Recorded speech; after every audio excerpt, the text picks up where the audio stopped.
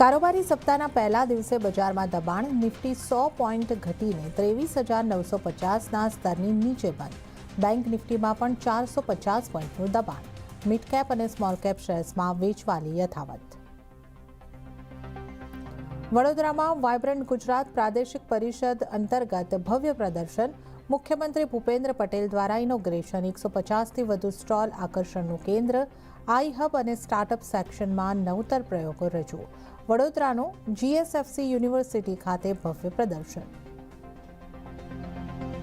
મજબૂત અલ નીનોનો જોરદાર માર. મોન્સૂન સક્રિય થવા છતાં જૂનમાં અત્યાર સુધીમાં 43% ઓછો વરસાદ. ગુજરાત, મહારાષ્ટ્ર, છત્તીસગઢ અને ઝારખંડ જેવા રાજ્યોમાં વરસાદમાં મોટો ઘટાડો. પાકની વાવણી પર પણ અસર પડવાની સંભાવના. તો આ તરફ પૂર્વોત્તરમાં વાદળ ફાટ્યું. આસામમાં પૂરની સ્થિતિ. ગૃહમંત્રી અમિત શાહે CM હિમંતા બિસ્વા શર્મા સાથે કરી ફોન ઉપર વાત. દરેક સંભવ મદદનો આપ્યો ભરોસો. અરુણાચલ પ્રદેશના સિયાંગમાં પણ લેન્ડસ્લાઇડ. યુરોપમાં ગરમીનો પ્રકોપ યથાવત. ફ્રાન્સમાં ગરમીના કારણે 1,000 લોકોના મોત. જર્મની, સ્પેન, બ્રિટન સહિત 16 દેશોમાં રેકોર્ડ તોડ તાપમાન.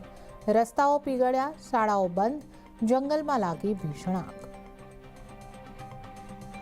અને હર હર મહાદેવના જય જયકાર વચ્ચે થઈ અમરનાથની પહેલી પૂજા. ઉપરાજ્યપાલ મનોજ સિન્હાએ અમરનાથ ગુફામાં કરાવ્યો યાત્રાનો સત્તાવાર શુભારંભ.